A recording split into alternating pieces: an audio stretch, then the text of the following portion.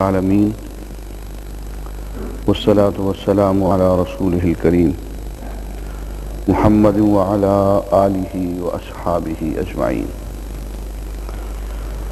أعوذ بالله من الشيطان الرجيم. بسم الله الرحمن الرحيم.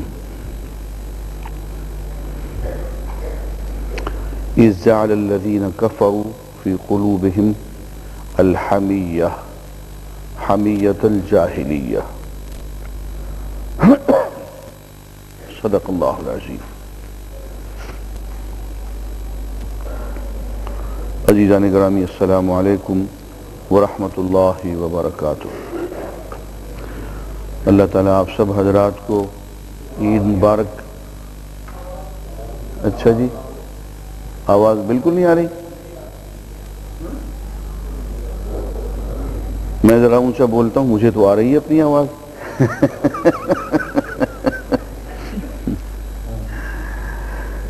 اللہ تعالیٰ آپ حضرات کو عید مبارک کرے، اور میں شکر گزار ہوں آپ سب حضرات کا کہ رمضان شریف میں اتنی دور سے آپ حضرات تراویح پڑھنے کے لیے اور درس قرآن سننے کے لیے آتے رہے.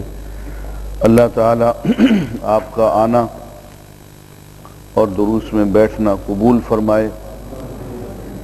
اور ایمانداری کی بات ہے کہ میں اس سلسلے میں مسجد کمیٹی کا بھی شکر گزار ہوں کہ انہوں نے الحمدللہ بہت محنت کی ہے، لگن سے اور دینی جذبے سے الحمدللہ انہوں نے سارے انتظامات کیے ہیں.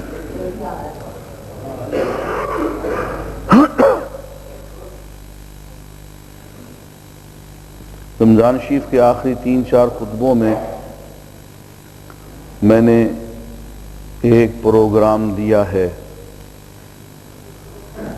میرا جی چاہتا ہے کہ اس میں مزید گفتگو کروں.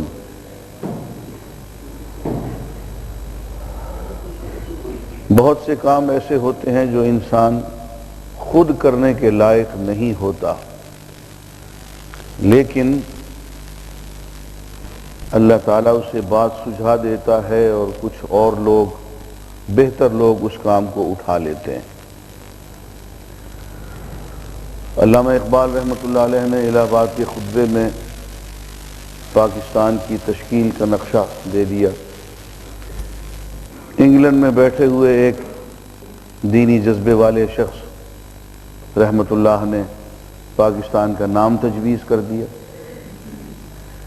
بنانے والوں نے یہاں بیٹھ کے قربانیاں دے دی، بنا دیا.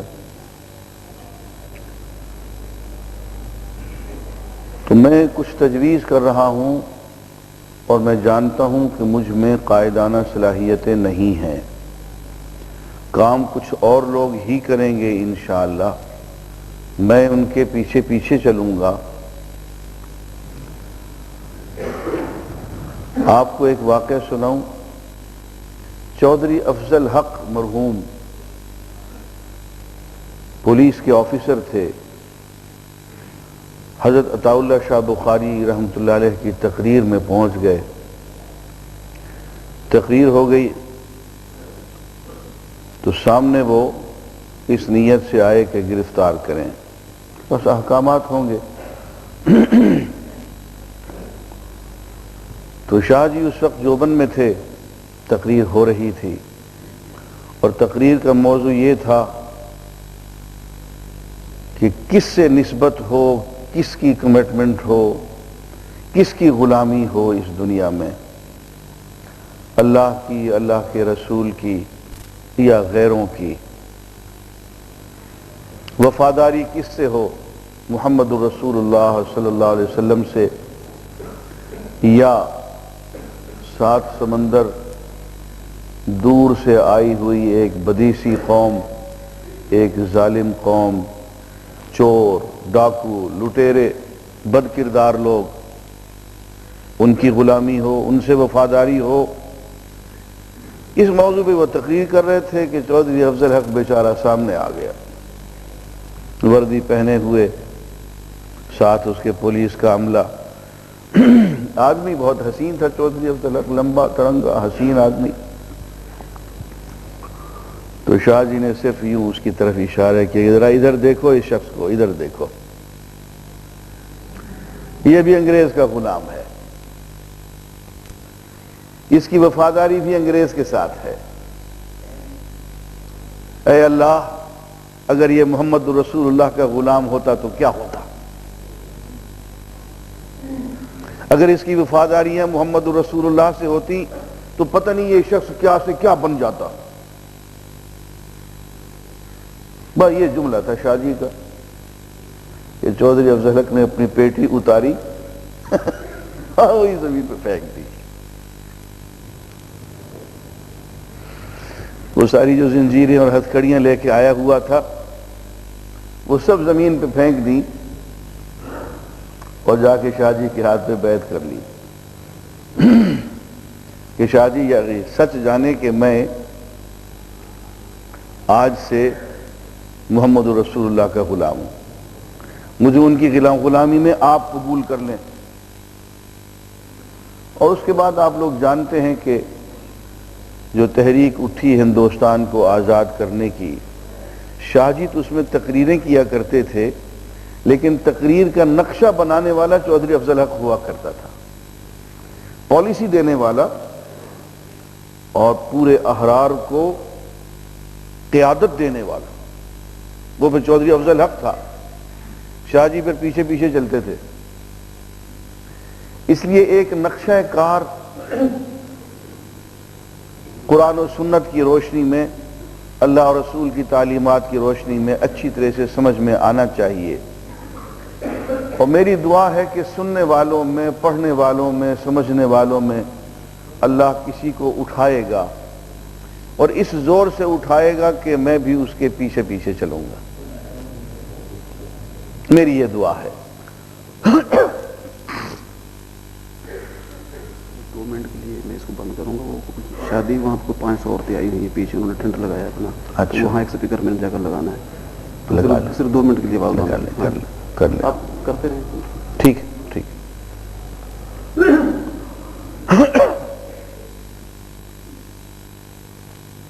آج میں جس موضوع پہ گفتگو کرنا چاہ رہا ہوں وہ موضوع وحدت امت کا ہے۔ عزیزان گرامی، حضور اکرم صلی اللہ علیہ وآلہ وسلم خطبہ حجۃ الوداع سے فارغ ہوئے، آپ نے اعلان فرما دیا کہ میں نے اپنا پیغام پہنچا دیا، لوگوں کو گواہ ٹھہرا دیا، اللہ کو گواہ بنا دیا۔ اللہم فاشہد، اے اللہ تو گواہ رہنا، میں نے دین پہنچا دیا۔ نہ صرف پہنچا دیا بلکہ دین پہ خود عمل کیا، لوگوں سے عمل کرایا، اس کو بحیثیت ایک نظام کے دنیا کے ایک حصے پہ نافذ کر دیا۔ اتنا بڑا کام اکیلے ایک شخص نے شروع کیا اور 23 برس کی عمر میں، 23 برس کے وقفے میں پوری دنیا میں اس کی دھوم مچ گئی اور وہ بحیثیت نظام کے نافذ بھی ہو گیا۔ اس وقت یہ آیات نازل ہوئی، اس وقت یا اس سے تھوڑا کچھ عرصہ بعد ایک آیت نازل ہوئی اور علماء کا اس پہ اتفاق ہے، اکثر علماء کی یہی آخری آیت ہے، اس کے بعد پھر کوئی وحی حضور پہ نہیں آئی۔ الیوم اکملت لکم دینکم، آج میں نے تمہارا دین تم پہ مکمل کر دیا۔ واتممت علیکم نعمتی، اور اپنی نعمت تم پہ تمام کر دی، پوری کر دی۔ وَرَضِيتُ لَكُمُ الْإِسْلَامَ دِينًا، اور اسلام کو جیسا کہ اسلام اس وقت تھا اس کو میں نے تمہارے لیے چن لیا، اس پہ راضی ہو گیا۔ عزیزان گرامی، اس آیت کے بارے میں ایک یہودی عالم نے کہا کہ یہ آیت اگر ہم پہ نازل ہوتی تو ہم اسے اپنا عید کا دن بنا لیتے۔ یہ آیت ہم پہ نازل نہیں ہوئی۔ اگر توریت میں یہ آیت ہوتی اور اگر ہم پہ یہ نازل ہوتی تو ہم جس دن یہ آیت نازل ہوتی اس دن کو ہم اپنا یوم عید قرار دیتے۔ اس سے بڑی خوشی کی بات نہیں ہے کہ اللہ نے دین مکمل کر دیا ہو اور جس حال میں تم اس دین پہ عمل کر رہے ہو اس حال پہ اس دین کو تمہارے لیے پسند قرار دے دیا۔ یہ میرا مطلوبہ نقشہ دین کا یہ ہے۔ اب عزیزان گرامی ایک سیدھی سیدھی بات ہے جس کو صحیح مسلمان ہونا ہو وہ اس دین کے نقشے پہ آ جائے جس کے بارے میں اللہ نے کہا رضیت لکم الاسلام دینا، میں نے اس اسلام کو بحیثیت دین کے تمہارے لیے پسند کر لیا۔ یہ دین کی وہ صورت ہے، وہ شکل ہے جس میں کوئی دیوبندی نہیں، کوئی بریلوی نہیں، کوئی وہابی نہیں، کوئی غیر وہابی نہیں، کوئی جھگڑا نہیں، کوئی فضول قسم کا سوال نہیں، فضول قسم کی بحث نہیں، اس میں کوئی خلافت کا جھگڑا بھی نہیں، امامت کا جھگڑا بھی نہیں، اس میں کوئی حنفی نہیں، کوئی مالکی نہیں، کوئی شافعی نہیں۔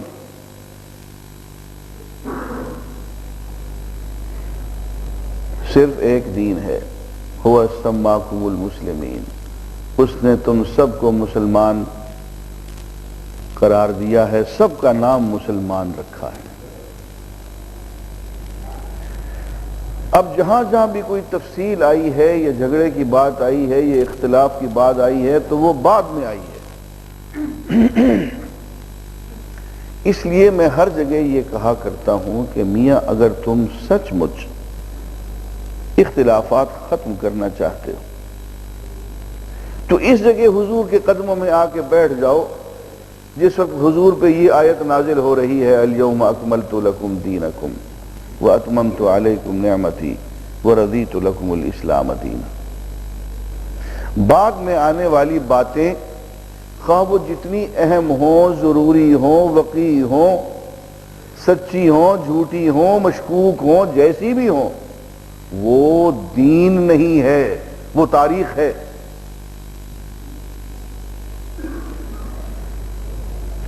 وہ دین نہیں ہے، وہ ہسٹری ہے، تاریخ ہے، واقعات کا زیر و بم ہے۔ اب یہ خلافت فلاں کو کیوں مل گئی، فلاں کو کیوں نہیں ملی، اس کا دین سے کیا تعلق جی؟ یہ تو تاریخی مہمہ ہے۔ وہ جی واقعہ کربلا ہو گیا، فلاں نے زیادتی کی، فلاں نے ظلم کیا، انہیں کہتے نہیں ظلم نہیں کیا جی، انہوں نے مارنا ہی چاہیے تھا سی۔ کیا ہے بھائی؟ یہ تاریخ ہے، یہ اس کا دین سے تعلق نہیں ہے۔ اس کے بعد جتنی بھی باتیں آ رہی ہیں آپ ذرا غور فرمائیں، جو اختلاف کا باعث بنی ہے، جو جھگڑے کا باعث بنی ہے، جو فرقہ واریت کا باعث بنی ہے، وہ سب کی سب تاریخ سے تعلق رکھتی ہیں، وہ قرآن سے تعلق نہیں رکھتی، وہ حدیث سے تعلق نہیں رکھتی، وہ اللہ کی تعلیمات سے تعلق نہیں رکھتی، وہ حضور کی سیرت طیبہ سے تعلق نہیں رکھتی۔ تو میرے بھائی اور دوستو، اب ایک بات ہے اس کو ذرا سمجھ لیں، کیا میں وحدت امت کو، کیا میں دین کی بنیادوں کو تاریخ کی وجہ سے اور تاریخ کے نقل شدہ مشکوک واقعات کی وجہ سے چھوڑ دوں؟ ایسا کیوں ہوا تھا جی، ایسا کیوں ہوا؟ تو وہ یار ہوا ہوگا، مجھے اس سے کیا، میں نے تو نہیں کیا۔ وہ جی وہ باغ فدق تھا، وہ سیدہ فاطمہ کا حق تھا تو وہ تو سیدنا عمر نے نہیں دیا، یار نہیں دیا ہوگا، پھر تو لے کے دینا ہے تو اب کیا کر لو گے؟ ہسٹری کو، تاریخ کے واقعات کو جھگڑے کی بنیاد بنانا اور اتنے زوردار آواز میں اس جھگڑے کو اٹھانا کہ دین کی بنیادیں ہل جائیں، امت کی وحدت پارا پارا ہو جائے، چن چن کے علماء ادھر سے قتل ہونے لگ جائیں، صرف تاریخ کی وجہ سے کہ آپ تاریخ کی ایک ایسی تعبیر دیتے ہیں جس میں آپ واقعات اس طرح سے نقل کرتے ہیں کہ اس کی وجہ سے کسی صحابی کی عزت کرنا ضروری نہیں. ازواج مطہرات میں سے سوائے ایک آدھ کی باقی کسی کی عزت ضروری نہیں. آپ نے تاریخ کو اس طرح سے پڑھ لیا، پڑھا لیا، لکھ دیا، لکھوا دیا کہ اس کی وجہ سے ایک خاموش آدمی بیٹھا ہوا بیچارہ جو کہیں کونے میں قرآن پڑھ رہا ہے، قرآن پڑھا رہا ہے، حدیث پڑھ رہا ہے، حدیث پڑھا رہا ہے، وہ آپ کی کلاشنکوف کا شکار ہو جاتا ہے. وہ بھائی یہ کہاں کا دین ہے؟ یہ تو ہم نے کہیں قرآن میں نہیں پڑھا تھا. ہم نے تو حدیث میں یہ پڑھا ہے میرے دوستو کہ حضور اکرم صلی اللہ علیہ وآلہ وسلم جب بیعت عقبہ ثانیہ فرما رہے تھے، لوگ آپ کے ہاتھ پہ بیعت کر رہے تھے، کوئی 72-73 افراد تھے، مدینہ منورہ سے آئے ہوئے تھے، حضور کے ہاتھ پہ اسلام کی وفاداری کی بیعت کر رہے تھے. تو یہ نظارہ کچھ لوگوں کو برا لگا، دیکھ لیا کچھ لوگوں نے. تو ایک شیطان خبیث انسان پہاڑ کی چوٹی پہ کھڑا ہو کے اس نے کہا اے اہل مکہ، اے اہل مکہ، آج میری بات سن لو. یہ جو 70-72 آدمی بیعت کر کے جا رہے ہیں، اگر یہ بیعت کر کے زندہ چلے گئے تو تمہاری خیر نہیں ہے. میری بات غور سے سن لو، ان لوگوں کو زندہ نہ جانے دو، ان پہ حملہ کر دو، یہ سب تمہارے خلاف سازش ہو رہی ہے. تم یہ دیکھ لینا، یہ دیکھنے میں 70-72 نظر آتے ہیں، کل یہ ہزاروں میں ہوں گے اور تمہارے لیے موت کا پیغام بنیں گے. ابھی سے سوچ لو. وہ پہاڑ کی چوٹی پہ چیختا رہا کھڑا ہو کہ پورے اہل مکہ کو وہ بیدار کرتا رہا. ادھر اہل مدینہ جو حضور کے ہاتھ پہ بیعت کر رہے تھے، انہوں نے کہا یا رسول اللہ اس شخص کو مزہ نہ چکھا دیں. اہل مکہ نے اب تک غریب مسلمانوں پہ، کمزور مسلمانوں پہ ہاتھ اٹھایا ہے، ان پہ تشدد کیا ہے، ظلم کیا ہے، انہیں قتل کیا ہے. ان کا کبھی ہم سے واسطہ نہیں پڑا تھا. آپ ذرا اجازت دیں ہم ان کو اپنی تلوار کے جوہر دکھا دیں، پہلے اس شخص کو اور پھر اس کے سارے ساتھیوں کو. حضور اکرم صلی اللہ علیہ وآلہ وسلم نے جواب دیا کہ دیکھو اس آواز کو تم نہ سنو، یہ تم نے نہیں سنی، یہ آواز تمہارے لیے نہیں ہے، یہ شیطان کی پکار ہے اپنی اولاد کے لیے، تمہارا اس سے کوئی تعلق نہیں ہے اور یہ ہمارا کچھ نہیں بگاڑ سکیں گے اور ہم ابتدا نہیں کریں گے. مجھے ابھی تلوار میان سے نکالنے کی اجازت نہیں ملی ہے، میں ان کے خلاف جنگ نہیں کروں گا. عزیزان گرامی، کوئی بچوں کی کھیل نہیں ہے کہ 13 سال تک صرف زیادتی برداشت کی جائے، گالی سنی جائے، گالی کا جواب گالی سے نہ دیا جائے، زیادتی سہی جائے. اور عمر فاروق جیسا بھی جب آ جائے میدان میں تو اس کی تلوار بھی جو میان سے باہر نکلی ہوئی تھی میان کے اندر چلی جائے کہ عمر فاروق ابھی لڑنے کی اجازت نہیں ہے، جب اجازت ہوگی تو تمہاری تلوار کے جوہر دیکھ لیں گے، تلوار کو میان کے اندر کر دو. اللہ نے اجازت نہیں دی ہے ابھی. یار محمد رسول اللہ صلی اللہ علیہ وسلم کو تو اجازت نہیں تھی دین کی تبلیغ کرتے ہوئے کسی پر ہاتھ اٹھانے کی، تلوار چلانے کی. بعد میں کہیں جا کے حکم آیا اذن للذین، جہاد کی اجازت ملی بڑی مشکل سے، وہ بھی بہت جھگڑا کیا، دعائیں مانگی. حضور کے چچا جو غزوہ احد میں شہید ہو گئے، حضرت حمزہ، وہ بار بار کہتے تھے کہ یا رسول اللہ اس قدر برداشت کرتے چلے جائیں ہم پہ اتنا ظلم ہوتا چلا جائے. وہ وہاں سے چلے، مکے سے آئیں،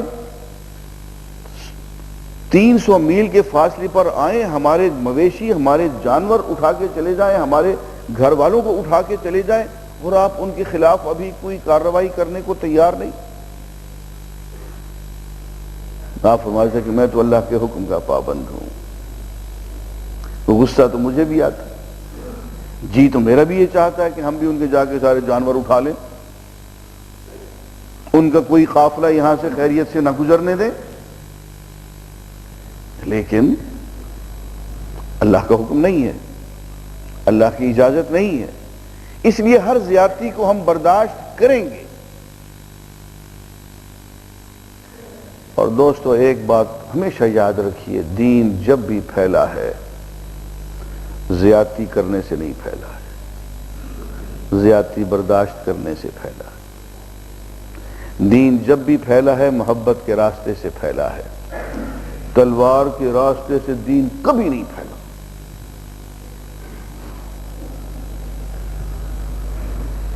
حضور اکرم صلی اللہ علیہ وآلہ وسلم، آپ کے علم میں ہوگا 83 جنگیں آپ نے لڑی ہیں. 83.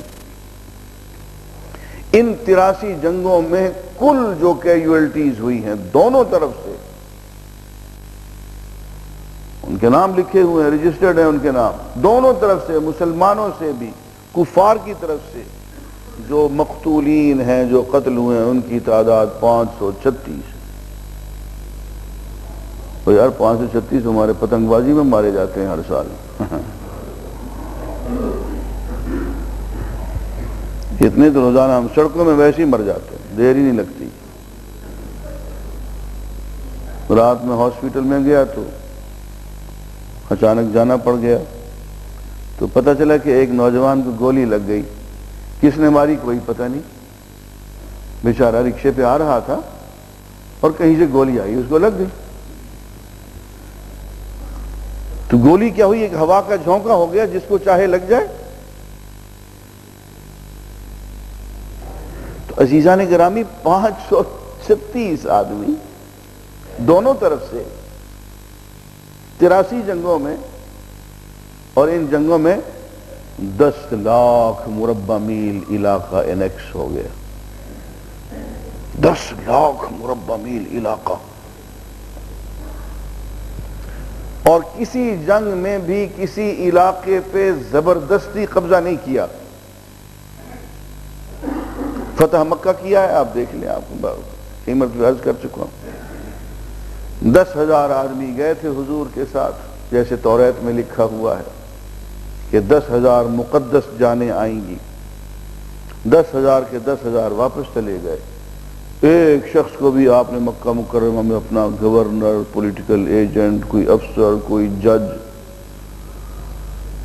کسی کو بھی نہیں لگایا. کوئی جائیداد واپس نہیں لی، جو لوگوں نے چھینی ہوئی تھی ساری چھوڑ چھاڑ کے ویسے ہی واپس چلے گئے. یہ مکہ فتح ہو گیا. او بھئی کیا فتح کر کے آئے ہو؟ 1 انچ زمین تو تم نے لی نہیں، 1 درہم اور 1 دینار تو تم نے ان سے لیا نہیں. وہ زمینیں جو تم سے وہ چھین چکے تھے، مخالفانہ قبضہ کی بیٹھے تھے، وہ بھی ان کو دے دی تم نے. چھوڑو یار، انہی کے پاس رہنے دو. تو کس چیز کو فتح کر کے آ رہے ہو؟ لوگوں کے دل فتح کیے. اور آپ دیکھیں کہ حضور اکرم صلی اللہ علیہ وسلم کی دل فتح کرنے کی بات کا آپ اندازہ کریں کہ فتح مکہ کے فوراً بعد غزوہ حنین ہے، اور غزوہ حنین میں حضور اکرم صلی اللہ علیہ وسلم ایک خچر پہ سوار تھے، اور آپ کے خچر کی باگ پکڑی ہوئی تھی ابو سفیان نے. یہ ابو سفیان حضور کا سسر نہیں، ہند کا خاوند نہیں، یہ ابو سفیان حضور کا چچا زاد بھائی، جو آخر وقت تک حضور کا مخالف رہا ہے. صرف فتح مکہ میں آ کے اس نے اسلام قبول کیا. اب اسلام قبول کر لیا ہے تو اس کی عقیدت کا حال دیکھیں کہ سامنے سے جو تیروں کی بوچھاڑ آئی ہے تو صحابہ کرام، ایک فطری چیز ہوتی ہے، سامنے سے تیروں کی بوچھاڑ آ جائے، گولیوں کی بوچھاڑ آ جائے تو چند قدم آدمی پیچھے کو ہٹ جاتا ہے، ایک فطری چیز ہے، اس کا کوئی بزدلی سے تعلق نہیں ہے، انسانی فطرت ہے، وہ کوئی تھوڑا سا کوئی اوٹ، کوئی سہارا، کوئی چھپنے کی جگہ وہ ڈھونڈتا ہے۔ اب سامنے سے 4-5 ہزار کا لشکر پہاڑوں میں چھپا ہوا ہے اور 4-5 ہزار تیر آ جائیں تو آدمی کو ہلنا پڑتا ہے، پیچھے ہٹ گئے، سارے کے سارے ہٹ گئے، بڑے بڑے صحابہ ہٹ گئے، ابو بکر صدیق، سیدنا عمر فاروق، سیدنا عثمان غنی، سیدنا علی، یہ حضرات بھی پیچھے کو ہٹ گئے، اور صرف ایک حضور اکرم صلی اللہ علیہ وسلم کی ذات گرامی اور آپ کا خچر اور ابو سفیان،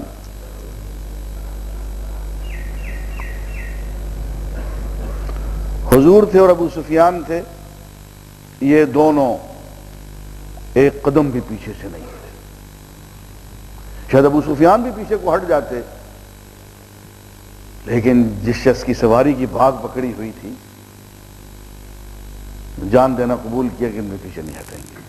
یہی وہ موقع ہے کہ حضور اکرم صلی اللہ علیہ وسلم خچر سے نیچے اترے اور آپ نے وہ مٹھی پکڑ کے زمین سے ان کی طرف پھینکی، اور اسی موقع پہ آپ نے وہ مشہور رجز انا النبی لا کذب، میں نبی ہوں، جھوٹا انسان نہیں ہوں، تیروں کی بوچھاڑ سے میرا نہیں کچھ بگڑتا، انا ابن عبد المطلب، اور خاندانی انسان ہوں، جنگجو دادا کا بیٹا ہوں میں، عبد المطلب کا، مذاق نہیں ہے۔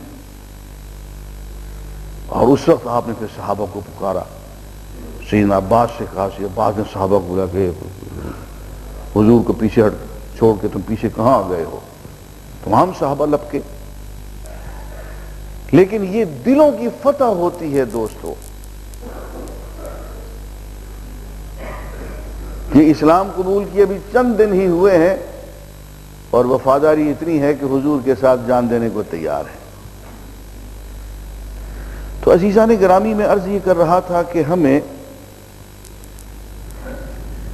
کچھ سبق وفا کا حضور اکرم صلی اللہ علیہ وآلہ وسلم کے ساتھ سیکھنا چاہیے، اور ہر وہ چیز، خواہ وہ تاریخ ہو، خواہ وہ کوئی فلسفیانہ بحث ہو، خواہ وہ کوئی بھی پیچیدہ علمی تحقیق ہو، کوئی بھی چیز ہو، جو حضور اکرم صلی اللہ علیہ وسلم کے ساتھ ہماری وفاداری کے راستے میں حائل ہو جائے اور نتیجتاً پھر وحدت امت کو خطرے میں ڈال دے، پارا پارا کر دے، وہ کوئی بڑے سے بڑا علمی موضوع ہو، علمی تحقیق ہو، وہ تاریخی حقائق ہوں، بعض اوقات تاریخی حقائق ہیں، ایسی تیسی ایسے حقائق کی، میرے حبیب کی جوتیوں پہ قربان تمہارے یہ حقائق، لے جاؤ ان کو، اپنی ساری تحقیق کو رکھو ایک طرف، ہمیں نہیں چاہیے یہ کہ جی فلاں نے یوں کیا اور فلاں نے یوں کیا اور فلاں میاں اپنی خیر بنا، فلاں فلاں فلاں فلاں فلاں کی بات کرتا ہے۔ اس لیے عزیزان گرامی، پہلی بات یہ ہے، اگر آپ یہ چاہتے ہیں کہ یہ امت واپس اپنی کھوئی ہوئی منزل تک پہنچے، تو اصل کرنے کا کام یہ ہے کہ جس مقام پہ حضور اکرم صلی اللہ علیہ وسلم اس آیت کو وصول کر رہے ہیں، الیوم اکملت لکم دینکم واتممت علیکم نعمتی ورضیت لکم الاسلام دینا، اس مقام پہ پہنچ کے حضور کے قدموں میں کھڑے ہو جاؤ کہ ہمارا دین یہ ہے، باقی جتنی باتیں ہیں ہمارے لیے وہ زائد ہیں، وہ ضروری ہوں گی کسی اور کے لیے، وہ دل پسند ہوں گی، اٹریکٹیو ہوں گی، جاذب ہوں گی، وہ تحقیقات ہوں گی، وہ حقائق ہوں گے، وہ ہمارے لیے خرافات ہیں، ہمیں اس سے کچھ نہیں لینا دینا۔ اس لیے عزیزان گرامی سب سے پہلے کرنے کا کام یہ ہے کہ وہ پیغام جو حضور اکرم صلی اللہ علیہ وسلم اللہ تعالیٰ سے لے کے آئے اور جس کی آخری آیت الیوم اکملت لکم دینکم، اس پیغام کو پوری وفاداری کے ساتھ وصول کریں، قبول کریں، اور پھر اس اسلام کو جو عملاً نافذ ہو گیا حضور اکرم صلی اللہ علیہ وسلم کے ہاتھوں، اس کو سمجھنے کی کوشش کریں، اس کو جانیں، سمجھیں، مانیں اور اسی کو نافذ کریں۔ باقی اس کے بعد کی جتنی چیزیں ہیں دوستو، ان سے ہم کہیں فائدہ ملتا ہے تو مل جائے، لیکن کہیں نقصان ہوتا ہے تو ہم چھوڑ دیں گے۔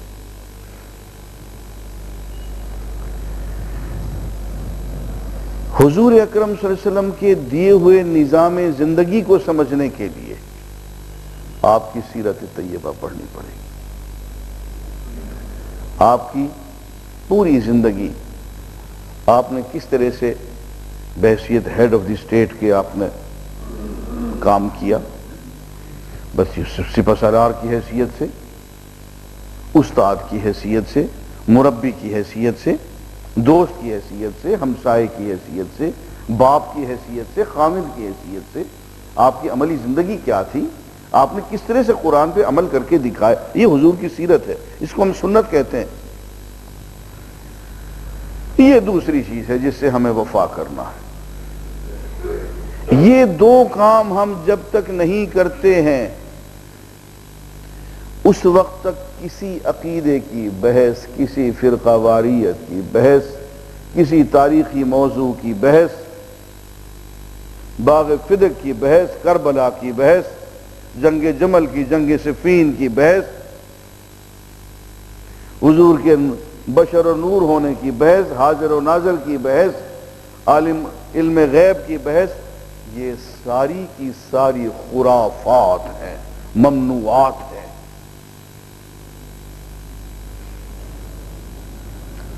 قرآن پڑھا نہیں، قرآن پڑھنا آتا بھی نہیں،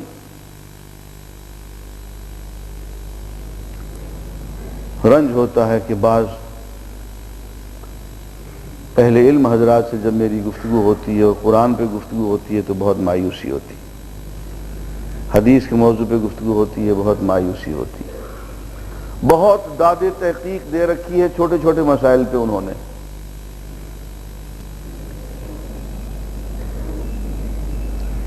ہمارے ایک استاد نے ہم سے کہا، میں اب نام نہیں بتاؤں گا، انہوں نے کہا صرف ایک موضوع پہ کہ امام کے پیچھے سورہ فاتحہ پڑھنی چاہیے یا نہیں پڑھنی چاہیے، صرف اس ایک موضوع پہ میں 20,000 صفحے پڑھ چکا ہوں۔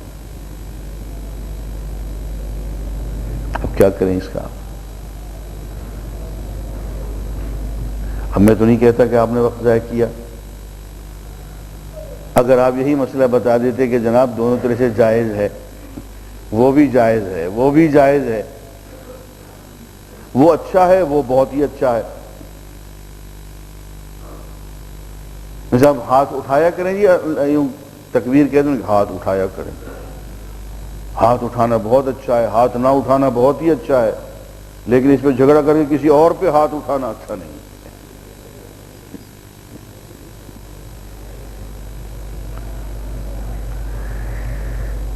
عزیزان گرامی، یہ ایک مزاج ہے جو حضور اکرم صلی اللہ علیہ وآلہ وسلم نے اپنے صحابہ کو دیا ہے۔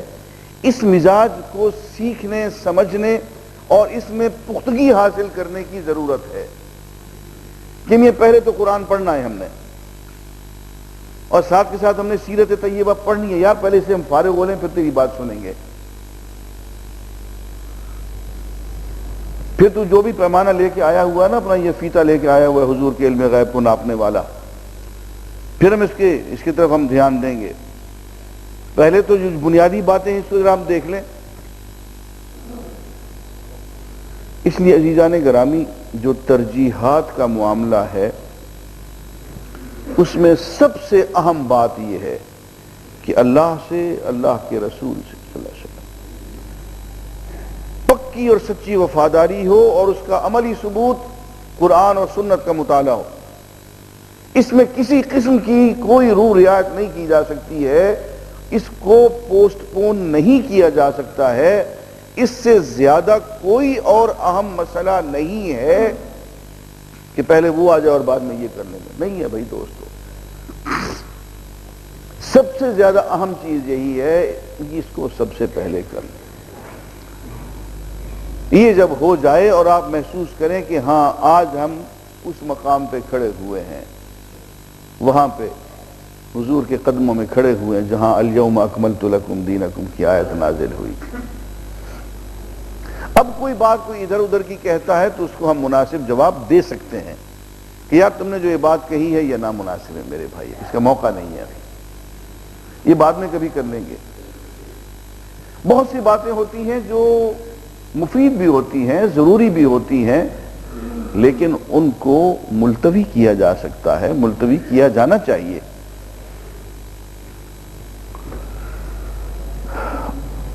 آخر میں ایک واقعہ سنا دیتا ہوں، اس سے آپ کو اندازہ ہو جائے گا. مولانا ظفر احمد انصاری رحمت اللہ علیہ بہت بڑے آئین ساز تھے، وہ جن کی انصاری کمیشن رپورٹ آپ نے پڑھی ہوگی آج سے کوئی 10-12 سال پہلے. میں ان کی خدمت میں حاضر تھا کراچی میں، ان کے گھر میں ٹھہرا ہوا تھا. انہوں نے مجھے ایک واقعہ سنایا. انہوں نے کہا صاحب کہ 1952-53 کی بات ہے کہ اس دور کی حکومت نے یہ کہا کہ تمہیں اسلام چاہیے، تو کون سا اسلام چاہیے؟ سنیوں والا، شیعوں والا، دیوبندیوں والا، بریلویوں والا، اہل حدیثوں والا، کون سا اسلام تمہیں چاہیے؟ ہم کس کس کا اسلام لے کے آئیں؟ تو اس دور میں علماء کو اللہ تعالیٰ نے توفیق دی، ہدایت دی. 32 علماء تمام فرقوں کے مل کے بیٹھ گئے اور انہوں نے کہا کہ ہم جواب دیتے ہیں کہ ہمیں کون سا اسلام چاہیے. انہوں نے ایک متفقہ جواب دے دیا، آئین بنا کے دے دیا کہ یہ اسلام چاہیے ہم سب کی طرف سے، یہ لو. اب چونکہ حکومت بدنیت تھی، لیکن انہوں نے کیا اس طرح سے کہ انہوں نے ایک سوال نامہ، آئینی سوال نامہ مرتب کیا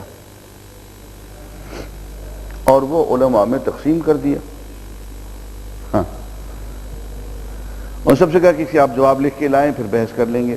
اور لکھنے میں علماء حضرات چونکہ سست ہوتے ہیں، ایک شخص تھا جو لکھنے میں بہت تیز تھا ان میں، وہ مولانا مودودی صاحب تھے.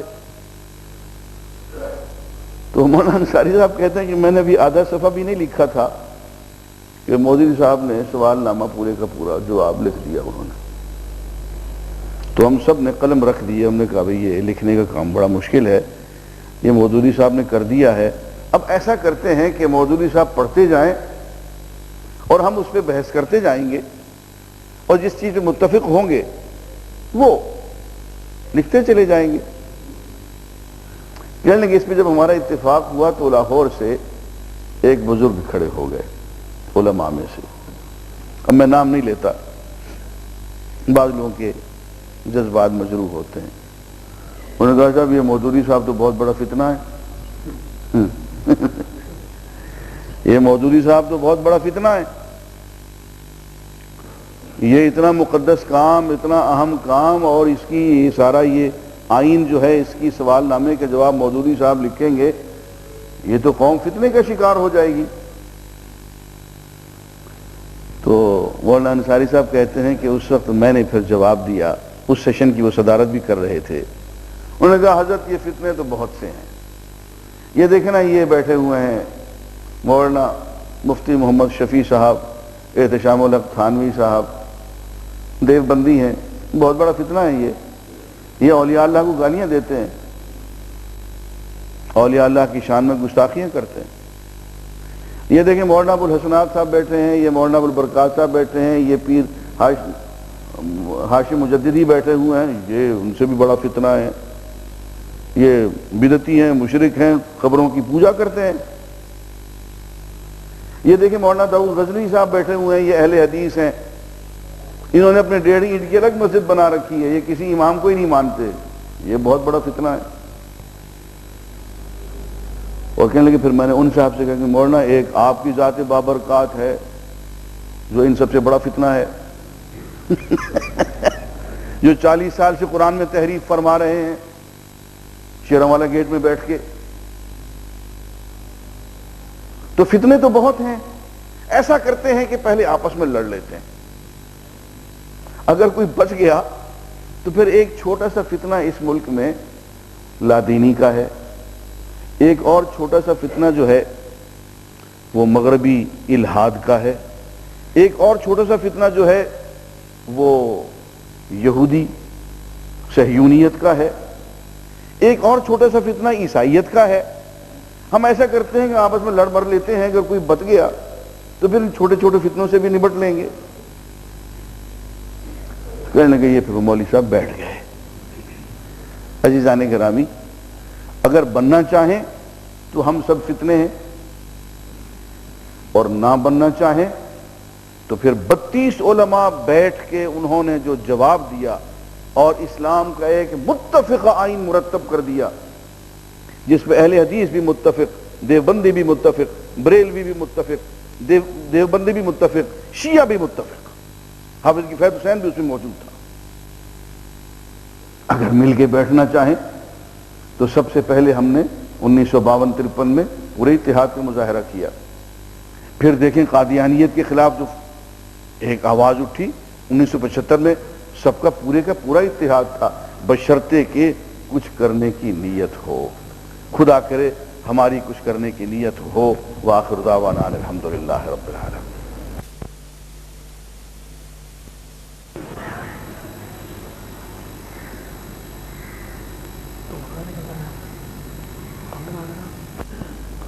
الحمدللہ رب العالمین والصلاة والسلام علی رسولہ الکریم محمد وعلی آلہ واصحابہ اجمعین۔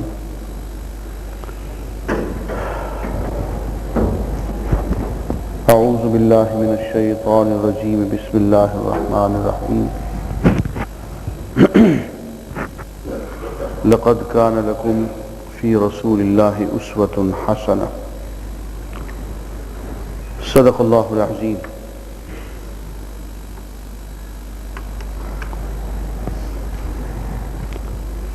عزیزان گرامی، حضور اکرم صلی اللہ علیہ وسلم کی ذات گرامی اسوہ حسنہ ہے، اور حضور اکرم صلی اللہ علیہ وسلم پوری دنیا کو امن، عدل، انصاف، اطمینان، سکون اور راحت عطا فرمانے کے لیے آئے۔